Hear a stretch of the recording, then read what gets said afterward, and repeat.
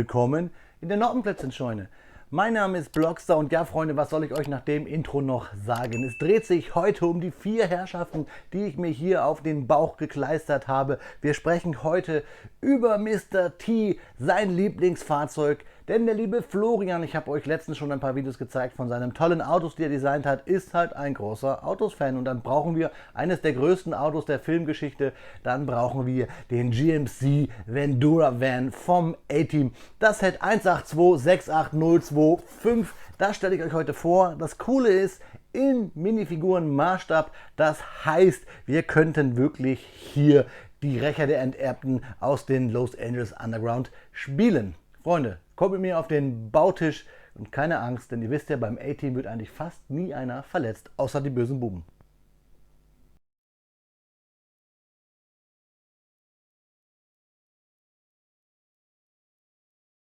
Ja, Freunde, da haben wir den vielleicht berühmtesten Van der Film- und TV-Geschichte, neben vielleicht den Bus aus Scooby-Doo oder das Mobil aus Fanboys hier auf dem Bautisch liegen. In der typischen kleinen Serien Modbricks Kartonversion, da haben wir das Fahrzeug einmal drauf gedruckt. Da ist der Karton und auf dem kleinen Kleberchen ist auch hier die Nummer drauf, nämlich die 182-68025. Musste ich mal hier vorlesen, weil da steht sie ganz, ganz klein drauf. Ihr hört schon, da sind die Steinchen drin. Der Karton sonst hier ganz normal braun. Ich werde ihn jetzt hier mit dem Teiletrenner versuchen zu öffnen, denn die sind ja sehr scharf. Zack, klappt sogar. Und dann schauen wir mal, was da drin ist. Wir haben 1, 2, 3 Tüten und wir haben den QR-Code zum Runterladen der Bauanleitung. Da ist ja auch nochmal die Setnummer, die 182-68025. Ja, wir haben hier die 3 Tüten. Bei den Reifen will ich mal gucken. Ne, die sind sehr klein. Ja gut, ist ja auch ein relativ kleines Fahrzeug. Es sieht jetzt hier nicht nach lackierten Steinen aus, das finde ich schon mal gut, aber die Wahrheit liegt ja hier auf dem Bautisch. Euch jetzt viel Fakten rund um das Thema A-Team und mir viel Spaß jetzt hier beim Bauen. Beatbildzeit ist Faktenzeit und natürlich sprechen wir heute über unsere 4 kultigen Verbrecher aus dem Militärdienst, über die Rächer der Enterbten aus dem Untergrund von LA. Wir sprechen heute über das A-Team und die richtigen Namen der Protagonisten, denke ich mal, ist wichtig, sowie ihr richtiger militärischer Dienstgrad und damit fangen wir an. Wir fangen an mit dem berühmtesten Leader des A-Teams, nämlich mit Colonel John Smith, dessen Spitzname Hannibal ist. Hannibal, weil er so ein ausgefugter taktischer Fuchs ist, genauso wie der große katarische Feldherr. Dann haben wir Lieutenant Templeton Peck, Spitzname Faceman bzw. Face, weil er einfach mit seinem schönen, hübschen Gesicht die Mädels bezirzen kann und auch in viele Rollen geschlüpft ist, ob es Kellner war, ob es Arzt war, um den A-Team aus der Patze zu helfen. Dann haben wir Captain H.M. Murdoch, dessen Spitzname Howling Matt ist. Ja, der verrückte Pilot. Eigentlich hat Murdoch in der Serie keinen richtigen Vornamen. Und dann kommen wir noch zum Sergeant Bosco Albert Baracus, Spitzname B.A., halt für Bosco Albert. Es gibt einen groben Fehler in der Serie, generell, denn das A-Team, das A-Team, ist eigentlich keine militärische Spezialeinheit. Das A-Team selbst gehörte zur Airborne der Army, also zur Luftlandedivision, welche nicht unbedingt als Spezialeinheit anzusehen ist. Die Abzeichen sieht man deutlich während einer Folge bei einer Gerichtsverhandlung. Ebenso ist das A-Team eher ein militärisch-taktischer Begriff. Während zum Beispiel das A-Team angreift, umgeht das Bravo-Team die Feinde und greift diese dann im Rücken an. Diese sind typische gängige Bezeichnungen im US-Militär. Also das A-Team steht hier auch eigentlich eher für Alpha-Team und dann als Folge halt ein B-Team, das Bravo-Team. Generell war das A-Team nicht so blutrünstig. In der ganzen Serie stirbt nur eine Person. Fans werden sich vielleicht daran erinnern, dass in fast jeder Folge mit Explosionen und Schüssen um sich hergeworfen wurde und Fahrzeuge in alle Richtungen explodierten, aber niemand wurde jemals wirklich verletzt. Es gibt sogar eine Folge, da spricht Hannibal in die Kamera und sagt: Bitte trifft nicht unsere Jungs. Damit waren die anderen Soldaten gemeint, der MP, die das A-Team beschossen haben. Es starb aber eine einzige Person auf dem Bildschirm, und zwar durch Explosion. Das wurde von General Fulbright in der Folge Sound of Thunder angedeutet. Und das Verbrechen, was sie nicht begangen haben, das, was am Anfang im Intro auch hier bei mir erwähnt wurde, ist Mord. 1972 wurde das A-Team auf eine verdeckte Mission geschickt, um die Bank of Hanoi auszurauben. Vorrangiges Ziel war Gold mit der Absicht, den Vietnamkrieg zu beenden. Es gelang ihnen, nur um festzustellen, dass ihr Kommandant in einem verräterischen Doppelspiel ermordet und sein Hauptquartier bis auf die Grundmauern niedergebrannt worden war. Da sie nicht beweisen konnten, dass sie auf direkten Befehl handelten, wurden sie in ein Hochsicherheitslager geschickt und des Mordes angeklagt. In den ersten Folgen der Serie sprechen die Protagonisten meistens jedoch BA darüber, dass sie das gewisse Etwas lieben und suchen. Mr. Lee ist die bekannteste Verkleidung von Hannibal Smith, ein Asiate. Häufig wird er in der Serie erwähnt, jedoch ist er nur im Pilotfilm zu sehen. Der Pilotfilm hatte übrigens noch einen anderen Schauspieler für Face. Es wurde häufiger unterstellt, dass die Hauptcharaktere der Serie homosexuell seien. Diese Behauptung wurde in der Folge Die lieben Nachbarn aus der 4. Staffel augenzwinkert aufgegriffen, ebenso wie in der Folge Auf Leben und Tod in der 1. Staffel, in der sich Hannibal Smith als homosexueller Friseur ausgibt. In der Folge Kopfgeldjäger in der 3. Staffel kommt es für Dwight Schultz, also den Darsteller von Murdoch, zu einer besonderen Begegnung. Murdoch verliebt sich auf der Flucht vor den Kopfgeldjägern in die Tierärztin Dr. Kelly Stevens, die von Wendy Fulton gespielt wird. Wendy Fulton ist die Ehefrau von Dwight Schultz. Die Darsteller von Hannibal Smith und B.A. Baracus waren vor ihrer Schauspielkarriere tatsächlich amerikanische Soldaten. George Peppard, der Hannibal spielte, diente beim United States Marine Corps und Mr. T, also der Darsteller von B.A., beim Military Police Corps der US Army. Eigentlich ganz lustig, wenn man überlegt, dass er in der Serie ganz oft mit dem Van halt vor diesem Police Corps abhaut. In der Folge auf Sand gebaut und dann auch im Intro sieht man, wie Face, also Dirk Benedict, bei einem Zylonen vorbeiläuft. Er zeigt mit dem Finger kurz darauf, das ist eine Anspielung auf die Serie Battlestar Galactica oder auf Deutsch Kampfstern Galactica, in der Dirk Benedict ebenfalls mitgespielt hat. BAs Transporter, den ich hier gerade baue, den GMC Modell G20 und die Chevrolet Corvette C4 von Faceman wurden in der Serie bereits verwendet, bevor es sie offiziell auf dem Markt gab. Und das hat ganz schön ihre Verkäufe später angekurbelt.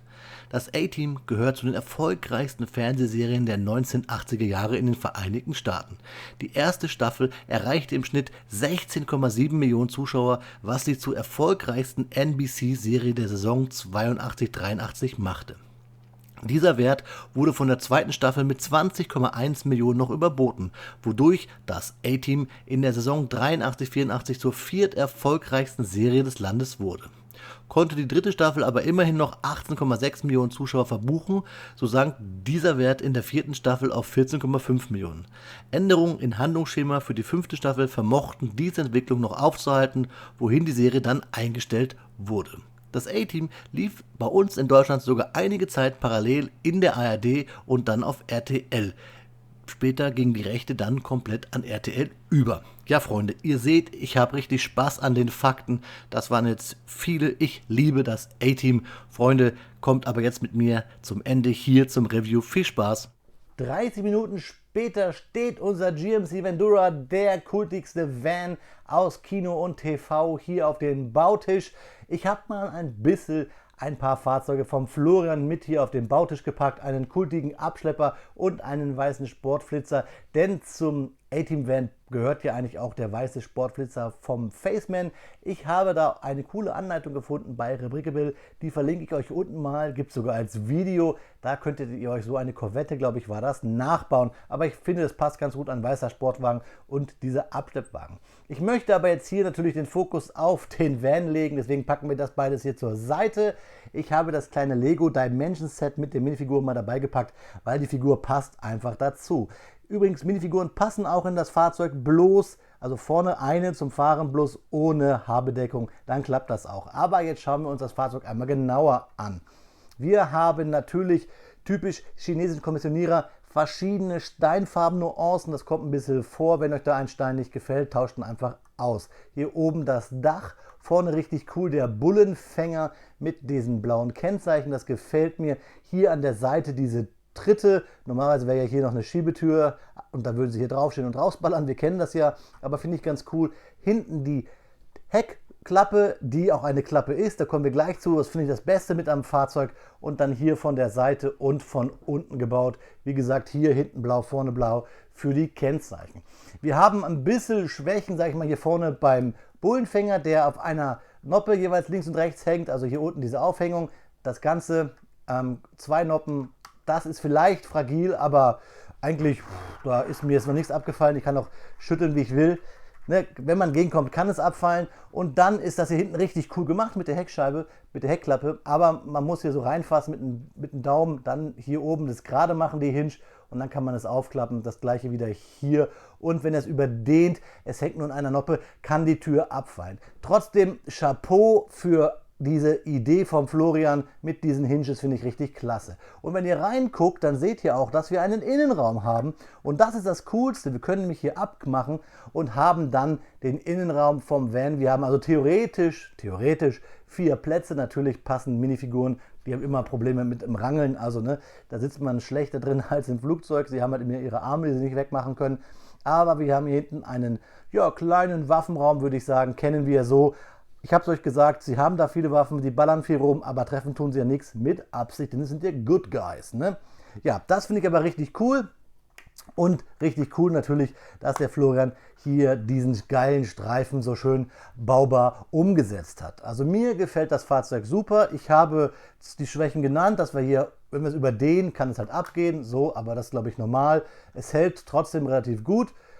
Es ist auch eine clevere Idee, habe ich so vorher noch nicht gesehen mit diesen Scheiben hier hinten so, da muss man nur ein bisschen frickeln, wenn man es nicht ganz zukriegt, weil es halt so, ne, da kann es gegenstoßen, nehmen wir einfach hier oben die Bar ab, so zack, und dann fummeln wir das so zusammen.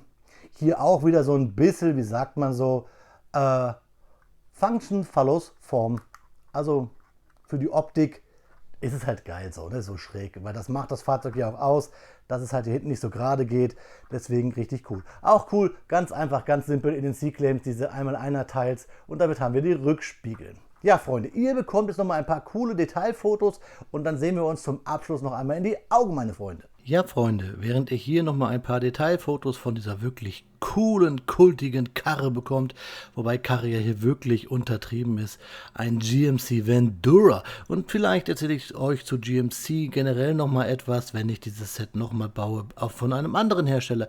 Denn es ist ja auch bei Lego ein Ideas-Entwurf zum A-Team eingereicht worden. Und dann gibt es ja auch nochmal das große Fahrzeug von Bluebricks zum Beispiel. Freunde, ich wollte euch nochmal 2 Sachen sagen, und zwar, dass ja Dirk Benedict, also Faceman, und Dwight Schultz, unser Murdoch, ja beide auch irgendwie eine Science-Fiction-Vergangenheit haben, wenn man überlegt, dass Dirk Benedict halt Starbuck war bei Battlestar Galactica, eine Serie, die ich sehr gefeiert habe, oder Dwight Schultz ist halt Reginald Barclay, Lieutenant Barclay von Star Trek Next Generation, und ich muss sagen, ich finde eigentlich fast alle Folgen, wo Barclay drin vorkommt, mit am coolsten, und ich glaube, er kam auch nochmal woanders drin vor. Auf jeden Fall sind das beides 2 meiner Lieblingsdarsteller, und ich habe wirklich Battlestar Galactica, natürlich Star Trek und natürlich das A-Team sehr, sehr gefeiert. Und beide haben auch irgendwie noch deutsche Vergangenheit. Also ich weiß, dass Dwight Schultz auf jeden Fall halb Deutscher war. Naja, Freunde, wie immer nochmal der Hinweis, dass natürlich das Set bzw. den Shop, wo man es kaufen kann, unten verlinkt ist. Sowie natürlich, ich werde es gleich nochmal erwähnen, der Shop zum T-Shirt, wo ich das T-Shirt designt habe, was ich am Leibe trage. Euch jetzt viel Spaß bei meinen letzten Worten, liebe Freunde. Ja, Freunde, ich müsste mir ein B schießen, kein A. Das wäre das coole Intro für meinen Kanal, aber wir sind jetzt ja leider schon am Ende, also an Intros gar nicht zu denken. Außer vielleicht beim nächsten Video. Dazu lade ich euch schon mal ein. Aber Freunde, wir müssen doch ein bisschen den Abgesang auf dieses Set hier machen. Mir gefällt es richtig cool. Ich meine, es ist das kultigste Fahrzeug überhaupt. Wir kennen es größer, wir kennen es auch von vielen anderen. Playmobil hat es auch. Ich glaube, jeder, der in den 80er, 90er groß geworden ist, mag dieses Fahrzeug. Und ich habe hier für mich persönlich eigentlich wenig dran auszusetzen. Gut, ich habe viele China-Sets schon gebaut. Ich kann mittlerweile mit dieser Qualität so ein bisschen leben, wenn das Design cool ist. Und das ist hier. Und wir haben hier nicht wirklich viele Schwächen. Wir haben ein bisschen eine zerkratzte Scheibe. Und ich habe euch gesagt, hier vorne diese 2 Noppen und hinten, wenn man es überdehnt. Sonst Bauen wir easy. Kann ich euch wirklich nichts anderes sagen. Ihr könnt ja, wenn das Set online ist, sogar die Bauanleitung da kostenlos euch runterladen und es aus Lego Rubriken. Aber wenn ihr Ehrenmänner seid, schaut ihr auf der Rubrike-Seite vorbei, vielleicht beim Florian, und kauft euch diese Anleitung. Die kostet auch nicht die Welt. Apropos die Welt, Freunde, im World Wide Web findet ihr nämlich auch jetzt einen kleinen neueren T-Shirt-Shop. Und ihr kennt meine Marke mit den T-Shirts. Ich habe eigentlich zu fast jedem Video irgendwie, versuche ich es, ein T-Shirt anzuziehen, was dazu passt. Für das A-Team ist mir nichts eingefallen. Da dachte ich mir so, hey, mache ich mir doch selber eins. In diesem Sinne, schaut da gerne mal vorbei. Links auch unten in der Videobeschreibung, beziehungsweise sogar auf den Shop- oder Store-Button auf meinem YouTube-Kanal. In diesem Sinne, Freunde, eine Bitte nur noch. Lasst mir einen Kommentar da. Sagt mir, was haltet ihr vom A-Team? Habt ihr es auch mitgefiebert? Fandet ihr es Quatsch? Heute muss ich sagen, es ist gealtert, schlecht gealtert. Ich kann es mir nicht mehr so gut angucken. Dafür fand ich den Film eigentlich ziemlich cool. Ein fliegender Panzer. Was soll ich dazu sagen? Ich mag Panzer. Ich mag diesen Humor, den das A-Team, egal ob Serie oder Film, vermittelt. Also, schreibt mir bitte einen Kommentar zum A-Team, würde ich mich drüber freuen. Und natürlich dürft ihr auch über das Set hier schimpfen, loben, wie auch immer ihr wollt. Und natürlich Daumen hoch, Daumen runter und eine Glocke anklingeln drücken wäre ganz cool, denn ich habe gesehen, dass über 50% der Leute da draußen gar kein Abo haben oder gar nicht diese Videos mitbekommen, wenn sie online gehen. Deswegen auf die Glocke drücken und ein kostenloses Abo dalassen. Dann verpasst ihr hier nichts mehr. Und diese Reise hier ist noch nicht zu Ende. Sie fängt erst gerade an, hier in meiner neuen Noppenklötzchen-Scheune. Und ich habe extra für euch etwas aus der allerersten Noppenklötzchen-Scheune wieder mitgenommen. Vielleicht habt ihr es schon mal gehört. Hier unten. Das sind meine Biertischgarnituren aus der allerersten Noppenklötzchen-Scheune. Also wir machen uns auf zu neuen Ufern, aber Tradition bleibt erhalten. Und Tradition ist ein gutes Stichwort, denn ich sage wie immer, auf Wiederbau, meine Freunde, euer Freund, der Blockstar.